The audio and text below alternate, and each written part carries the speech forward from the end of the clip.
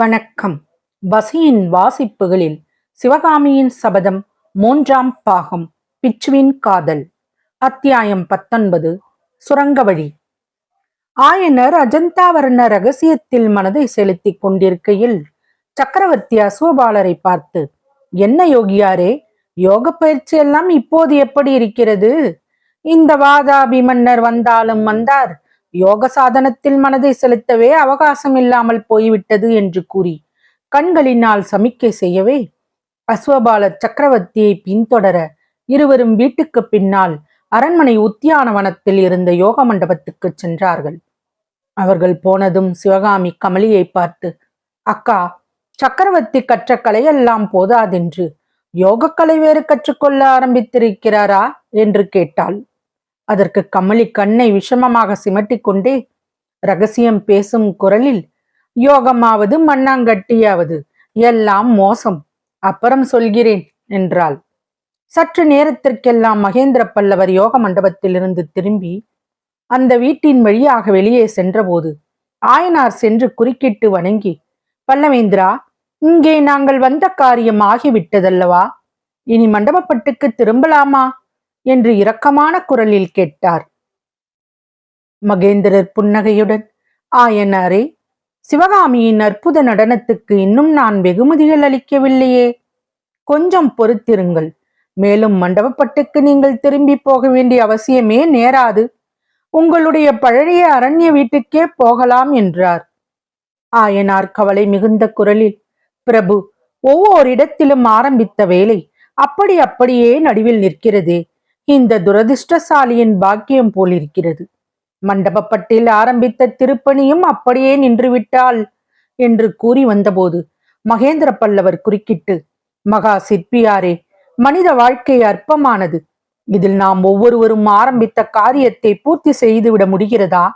நான் தொடங்கிய காரியங்களும் எத்தனையோ நடுவில் நின்றுதான் போயிருக்கின்றன.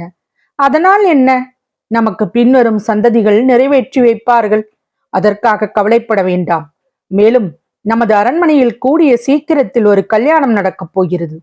அப்போது குமாரி நாட்டியம் ஆட வேண்டியிருந்தாலும் இருக்கும் என்று கூறிவிட்டு மேலே நடந்து சென்றவர் வாசற்படியான்றை சற்று தயங்கி நின்று, ஆயனரே, உங்கள் விருப்பத்துக்கு விரோதமாக இருக்கும்படி கட்டாயப்படுத்த நான் விரும்பவில்லை. உங்களுக்கு அவசியம் போக வேண்டுமானால் கோட்டை வாசல் கதவுகள் திறந்ததும் போய் வாருங்கள். தேவை ஏற்படும் போது சொல்லி அனுப்புகிறேன் என்று கூறிவிட்டு விரைந்து வாசற்படியை கடந்து சென்றார். சக்கரவர்த்தி போன பிறகு சிவகாமி திடீரென்று தரையில் குப்புறப்படுத்திக் கொண்டு விம்மி விம்மி அழத் தொடங்கினாள். கமலி அவளுடைய தலையை தூக்கி தன் மடியின் மீது போட்டுக்கொண்டு, என் கண்ணே, நீ ஏன் அழுகிறாய்?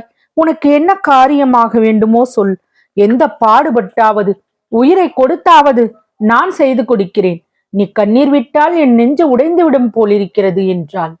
சிவகாமி மறுமொழி சொல்லாமல் விம்மவே, அசடே, நீ எதற்காக அழுகிறாய் என்று எனக்கு தெரியும். சக்கரவர்த்தி கல்யாணத்தை பற்றி சொன்னதற்காகத்தானே. அது எப்படி நடக்கும்? சிவகாமி, மாமல்லர் உனக்கு வாக்கு கொடுத்திருக்கும் போது எப்படி நடக்கும்? இந்த மகேந்திர சக்கரவர்த்தி என்னத்தான் சூழ்ச்சி செய்தாலும் மாமல்லர் வேறொரு பொண்ணை கல்யாணம் செய்து கொள்ள மாட்டார். மாமல்லரின் குணம் எனக்கு நன்றாய் தெரியும். அவரிடம் இந்த சக்கரவர்த்தியின் சூழ்ச்சி ஒன்றும் பலிக்காது என்றாள் கமலி. சென்ற சில நாளாக காஞ்சி நகரில் மாமல்லரின் விவாகத்தை பற்றி பலவித வதந்திகள் உலாவி வந்தன. பாண்டியனை புலிகேசியிடமிருந்து பிரிக்கும் பொருட்டு பாண்டிய குமாரியை மாமல்லருக்கு கல்யாணம் செய்து கொள்வதாக சக்கரவர்த்தி ஓலை அனுப்பியிருக்கிறார் என்று சிலர் சொன்னார்கள். இன்னும் சிலர் வாதாபி சலுக்கர் குலத்திலேயே மாமல்லருக்கு பெண் கொள்ளப் போவதாக பிரஸ்தாபித்தார்கள். இதெல்லாம் கமலியின் காதுக்கும் எட்டியிருந்தபடியால் அவளுடைய மனமும் ஒருவாறு வேதனைப்பட்டு கொண்டிருந்தது. ஆகையினால் தான் மாமல்லரின் மன உறுதியை பற்றி அவ்வளவு வற்புறுத்தி சிவகாமிக்கு அவள் தேறுதல் கூறினார். ஆனால் சிவகாமி தேறுதல் அடையவில்லை. மாமல்லரின் பெயரை கேட்ட பிறகு இன்னும் விசித்து அழலானாள். இல்லை அக்கா, இல்லை, மாமல்லர் என்னை வெறுத்து விடுவார். என்னிடம் அவருக்கு இருந்த ஆசையெல்லாம் விஷமாகிவிடப் போகிறது. அவருக்கு அப்படி துரோகம் செய்து விட்டேன். இந்த பாவி முன்னமே ஒரு தடவை அவர் என்னை வீட்டிலேயே இருக்க சொல்லி இருக்க நான் ஊர் சுற்ற போய் விட்டேன். இப்போது என்னை மண்டபப்பட்டிலேயே இருக்கும்படி சொல்லி இருக்க இங்கே நாட்டியமாட வந்து விட்டேன். அக்கா, அவர் பாண்டியனை வென்றுவிட்டு நேரே மண்டபப்பட்டுக்கு வருவார். என்னை தேடுவார். அங்கே என்னை காணாமல் போனால் அவருக்கு எப்படி இருக்கும்? நான் இங்கே புலிகேசிக்கு முன்னால் நாட்டியம் ஆட வந்து விட்டேன் என்று கேள்விப்பட்டால் அவருக்கு என்னமாயிருக்கும்? ஆஹா, இந்த சக்கரவர்த்தி என்னை எப்படி வஞ்சித்து விட்டார் என்று விம்மிக்கொண்டே கூறினாள் சிவகாமி.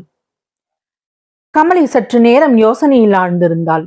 சிவகாமி, இதற்கேன் இவ்வளவு கவலை? கோட்டல் வாசை திறந்ததும் நீ போகலாம் என்று தான் சக்கரவர்த்தியை சொல்லிவிட்டாரே என்றாள். ஆகா, அவருடைய சூழ்ச்சி உனக்கு தெரியாது. எனக்காகவே கோட்டை வாசலை வெகுநாள் வரையில் சாத்தி வைத்திருப்பார். அக்கா, மாமல்லர் இங்கு வந்து சேரும் வரையில் திறக்க மாட்டார். நீ வேணுமானால் பார் என்று சிவகாமி விம்மினாள். தங்கச்சி, நீ கவலைப்படாதே. கோட்டை வாசல் திறக்காவிட்டால் போகட்டும். நான் உன்னை எப்படியாவது வெளியே அனுப்பி வைக்கிறேன் என்றாள் கமலி. உடனே சிவகாமி விம்மலை நிறுத்தி எழுந்து உட்கார்ந்து, அக்கா, நிஜமாகத்தானா? அது சாத்தியமா என்று கேட்டாள். நான் மனம் வைத்தால் எதுதான் சாத்தியமாகாது? என்னை யார் என்று நினைத்தாய்? இந்த மகேந்திர சக்கரவர்த்தியின் சூழ்ச்சியெல்லாம் என்னிடம் பலிக்குமா? அக்கா, எப்படி சொல்? எங்களை எவ்விதம் வெளியே அனுப்பி வைப்பாய் என்று சிவகாமி பரபரப்புடன் கேட்க, கமலி அவள் காதண்டை தன் வாயை வைத்து சுரங்க வழி மூலமாக என்றாள். சிவகாமி ஏற்கனவே காஞ்சியில் இருந்து வெளியே போக ரகசிய சுரங்க வழி இருக்கிறது என்று கேள்விப்பட்டதுண்டு. எனவே இப்போது கரை கடந்த ஆவலுடன், சுரங்க வழி நிஜமாகவே இருக்கிறதா? உனக்கு நிச்சயமாய் தெரியுமா என்று கேட்டாள். கமலி மீண்டும் ரகசிய குரலில் கூறினாள். இறைந்து பேசாதே அடி. மாமாவின் யோக சாதனத்தை பற்றி சொல்கிறேன் என்றேன் அல்லவா? யோகம் என்பதெல்லாம் பொய் தங்கச்சி, சுத்த பொய். அந்த மண்டபத்திலே சுரங்க வழி இருக்கிறது. அதற்குள்ளே இருந்து குண்டோதரன் அடிக்கடி வெளிவருவதை நான் பார்த்திருக்கிறேன். சக்கரவர்த்தி கூட சில சமயம். என்ன அக்கா சொல்கிறாய்? குண்டோதரனா? ஆமாம் அடி தங்கச்சி, ஆமாம். குண்டோதரன் என்று சக்கரவர்த்தியின் ஒற்றன் ஒருவன் இருக்கிறான். சத்துருக்கணன் என்று இன்னொருவன் இருக்கிறான். 2 பேரும் பொல்லாத தடியர்கள். என்னடி யோசிக்கிறாய்? ஒன்றுமில்லை, சொல்லக்கா. அந்த சுரங்க வழி உனக்கு எப்படி தெரிந்தது? அந்த யோக மண்டபத்தின் பக்கம் நான் வரவே கூடாது என்று என் மாமனார் சொல்லி இருந்தார்.